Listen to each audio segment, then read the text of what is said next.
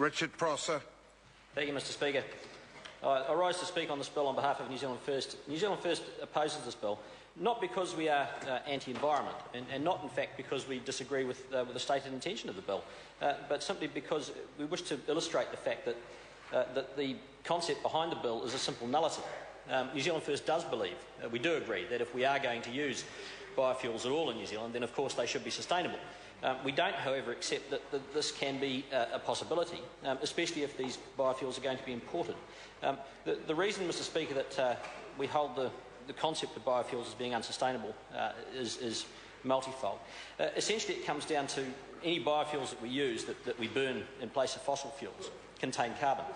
And there are no free lunches in carbon-oxygen chemistry. Now, whether the source of carbon is a fossil fuel or whether it's a biofuel, in order to obtain an equivalent amount of energy in terms of say, miles per gallon or kilowatts achieved through a generator, we need to break a certain number of carbon-oxygen bonds and remake new ones. Now, if we're going to use a fuel which contains long-chain hydrocarbons, such as coal or heavy oil, then we will use proportionately a smaller amount of this particular material, as opposed to a biofuel which is generally lighter weight, say ethanol or methanol, but we will use more of it.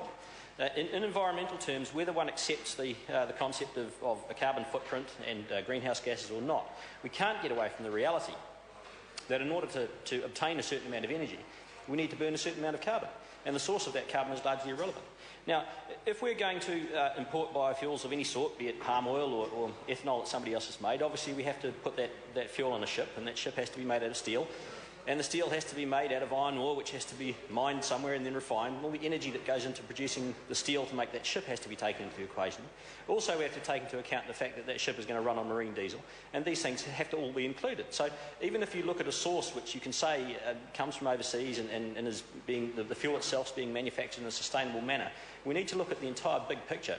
And that big picture tells us that there's no way that we can take what should be ostensibly a low environmental impact fuel from overseas and import it to New Zealand without taking the extra energy that's required in the transportation into the equation. As I say, there are no free lunches in carbon-oxygen chemistry. So we agree with a lot of what the National Party says, but probably not for the same reasons. And we oppose not the concept of sustainable energy. We support the idea of a lower pollution footprint, certainly, for humanity. How this is best achieved, I think, can be determined by where we direct our energies. And New Zealand First believes that biofuels are a nice idea, as some members on the government side have said, but are probably not achievable. What I think we need to do is to look towards something which has a greater future in terms of being an alternative to oil as a feedstock for energy for the Western world.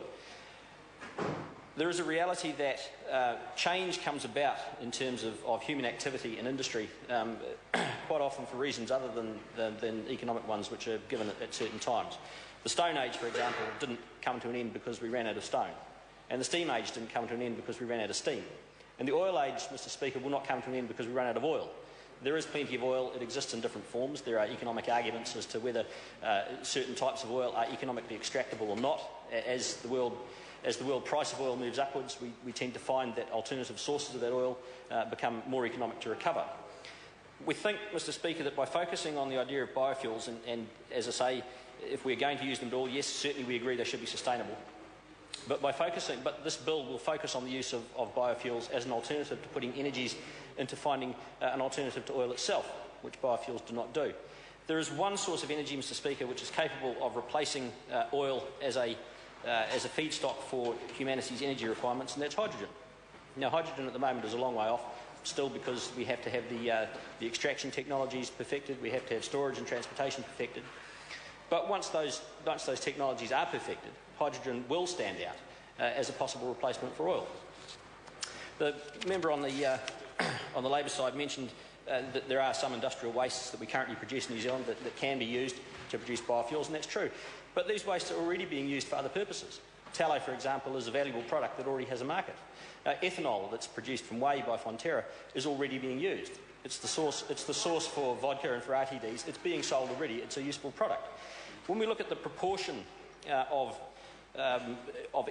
energy that can be extracted from, say, a source like ethanol, Fonterra, just for example, produces about 1 million litres of ethanol a month. whereas New Zealand car drivers and truck drivers use diesel and petrol at a rate of 10 million litres a day.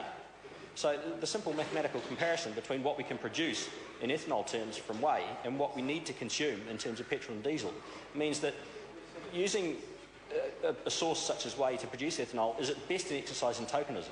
And we feel that concentrating efforts on producing biofuels in this manner remove our focus and our energies away from what should be the long-term alternative source, which in our view is hydrogen. So for those reasons, Mr Speaker, we are opposed to the passage of this bill. We support the concept behind it, but it is distracting from what needs to be the real agenda. Thank you.